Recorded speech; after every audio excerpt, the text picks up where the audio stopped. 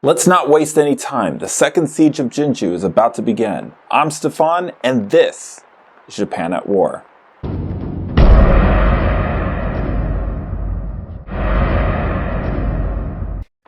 As we discussed in the last episode, the new Korean Supreme Commander Kwon Yul had already set out and put out orders to mobilize troops from Cholla province to reinforce Jinju, which currently had 4 contingents of Japanese soldiers moving against it under the joint commands of Kato Kiyomasa, Nabeshima Naoshige, Kuroda Nagamasa, Konishi Yukinaga, Date Masamune, Kuroda Yoshitaka, Ukita Hidei, Ishida Mitsunari, Otani Yoshitsugu, Mori Toromoto, Kobayakawa Takakage, and Tachibana Munishige.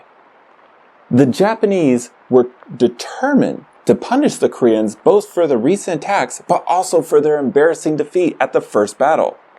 It also probably didn't help with how close it was to their current holdings. Kwon Yul's plan was to intercept the Japanese before they reached Jinju and destroy them. On approximately June 13th, or the 16th of June if you're looking on a Ming calendar, the Korean army, which was tens of thousands of troops strong, exact number unknown, crossed the Gegang River and arrived at Hamon to stop the up to 90,000 strong Japanese army. On the next morning, Joseon scouts reported the arrival of the Japanese troops. The Joseon commanders apparently weren't in agreement what to do. Some wanted to stay and fight, while others wanted to retreat and reassess the situation. Soon, the Japanese started to close in, though apparently the Koreans hadn't seen them yet. A matchlock was then fired on the Japanese side, and panic ran throughout the Joseon troops. The Joseon army broke down into chaos, and as they crossed over the bridge at the Gegang River, several Koreans died from falling off the bridge. Either way, the Korean commanders managed to keep their men together long enough to withdraw to Jeongjin. The commanders couldn't decide what to do once they got there either, though. Kwon Yul and Kim Myung-won made the decision to withdraw completely, while the commanders Kim Cheon-il, Hwang Jin, and Choi Kyung-ho, and a few others decided to stay and head to Jinju to defend it. Kwak Jae-yu, the famous red-robed general who was at the first siege of Jinju, decided to stay behind to defend Jeongjin. He hoped to fight in a similar fashion to how he had at the battle before. Oh, really quick, I'm not sure if there was any fighting as the commanders retreated, because there doesn't seem to be any writings on it. But there does seem like quite a few casualties on the Korean side, and it's just hard to imagine that this is just from the bridge incident. Anyway, I'll leave that decision up to you. Once the commanders were inside the walls with their men, which was around 3,000 plus men, they quickly divided up.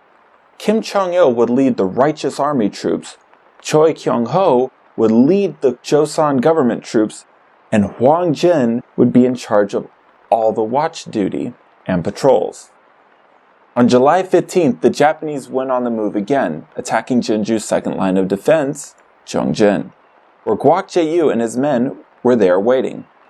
Unfortunately, I haven't been able to find any details of this battle either, but Kwak was defeated. He did survive the fight though, and retreated to Seonseum, where Kwon Yul retreated to after yesterday's retreat. The Japanese didn't stay long and continued on to Uryong at the northeast of Jinju. Anyone that resisted was killed, and then afterwards looted for supplies. On the 16th, the Japanese moved back on the move towards Jinju. They split up on the way and moved to Danseong and Samga, which was in the northwest, Gongyang in the southwest, and Sachon in the southeast of Jinju. They did this to chase away any potential reinforcements. On the early morning of July 18th, over 1,000 Japanese cavalrymen showed up on the Myeongdong Hill, which was on the northeast of Jinju, to scout from above and as a show of force. They then pulled away. They did this while the rest of the Japanese armies arrived at Jinju and encircled the fort. Interestingly though, the Japanese didn't attack and there wasn't any response from the Joseon defenders either. They did this for a while and then pulled back to set up camp for the night. July 19th, 22nd of June on the Ming calendar.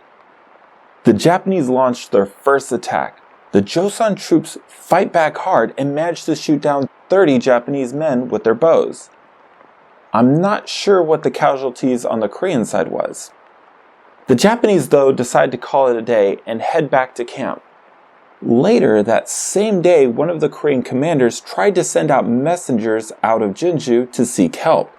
But they were captured by the Japanese, and well, I would assume executed. July 20th, the Japanese launch another attack, this time on the northwest corner of Jinju. The area was supposed to be protected by massive rocks and the river. The Koreans had also dug a moat, so they didn't really think that this would be an area that would be able to be attacked. They were wrong. The Ashigaru laid down suppressive fire with their matchlocks, while they also went to work destroying the dikes, which in turn caused the moat to dry up. They then filled the moat with dirt and whatever else they could find. The Japanese started to try to pry loose stones from the fort's wall. Meanwhile, the Ashigaru matchlock men continued to fire at the defenders. The Korean troops were now being effectively pushed back, but Hwang Jin, who was supposed to be in charge of the watch, rallied the men and pushed back the Japanese. This actually went back and forth for 7 whole rounds. July 21st, the Japanese held a meeting on the hill east of Jinju. What for is open to speculation. Kim Jong-il saw this from over the wall and ordered his men to bombard the hill with cannon fire, which provoked a brief yet unsuccessful attack from the Japanese. On the 22nd, the Japanese tried a different approach and built a large mound outside of the walls of Jinju. On top of this mound, they built wooden structures. They did this with the idea of having a height advantage and fired down their matchlocks on the Korean defenders. But Hwang Jin built an even taller mound inside of Jinju to neutralize the height advantage. He actually personally took part in building it, which inspired the civilians to take part. That night, the mound was completed and the Koreans used their cannons to destroy the Japanese wooden structures before they got to use them. And that's really impressive, honestly. The 23rd, the Japanese would try again to use their creativity to break through. They made a large box covered in bark to defend themselves against the Korean arrows. This wasn't a great idea though, as it caught fire from torches thrown over the wall. Despite this though, the Japanese did put up 2 tall poles outside of the east gate, and then built a platform on them. Now this was successful, and they used the height advantage to throw torches over the wall, which caused a massive fire. The commander of this section, Seo Yuan, became so terrified that he was no longer fit for command, and Kim Jong-il ordered Zhang Yun to take over temporarily. Later that same day, the weather turned and a storm rolled in. The rain was so heavy that one of the walls, where some of the stones had been dislodged by the Japanese, collapsed, and the Japanese rushed through the gap. The Korean soldiers were able to push them out, but only with great sacrifice. Afterwards, Yukita Hide sent a letter to the soldiers inside of Jinju to give them one last chance to surrender. The Koreans sent back a reply telling them that 300,000 Ming troops were on the way. The Japanese were unimpressed and sent back a letter mocking them. On the 24th, the Japanese built 5 mounds at the east and west gate of Jinju and made bamboo huts on top of them and rained down matchlock fire, killing hundreds of Korean soldiers. Kato Kiyomasa and Kuroda Nagamasa then made a siege engine called Kaiko-sha, or turtle armored wagon, to attack the north gate. The Korean commander there, Yi Jong-in, was a master archer though and was able to shoot down 5 of the men pushing the ram.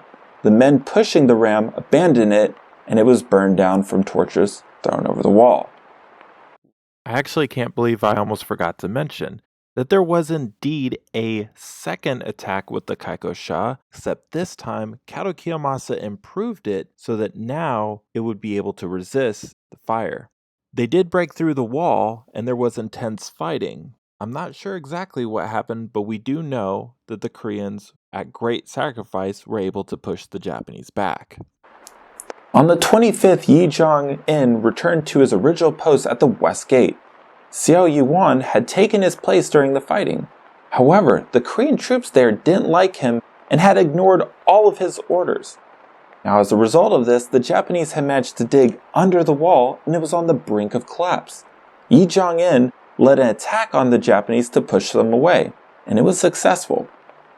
But one of the Ashiguru matchlock men actually managed to hide at the base of the wall and managed to ricochet a shot at Yi, which killed him instantly.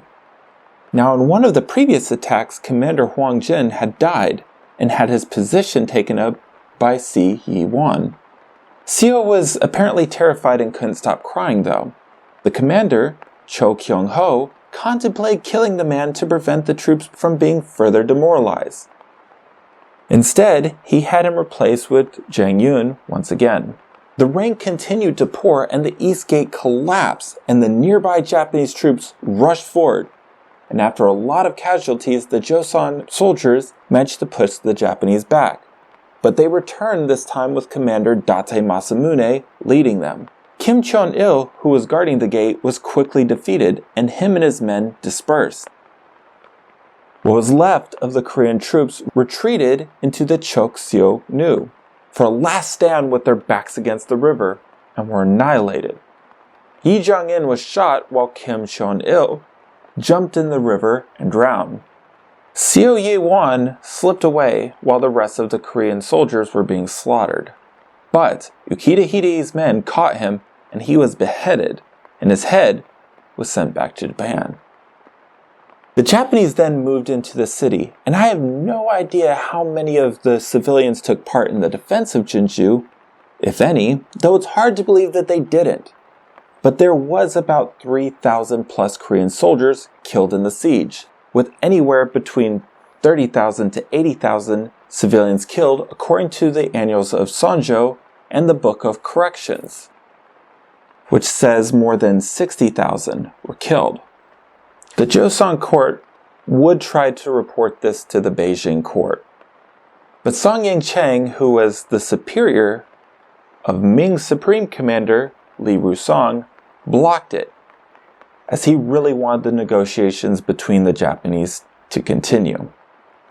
And it's actually kind of fitting that it's actually raining right now. I'll see you next time.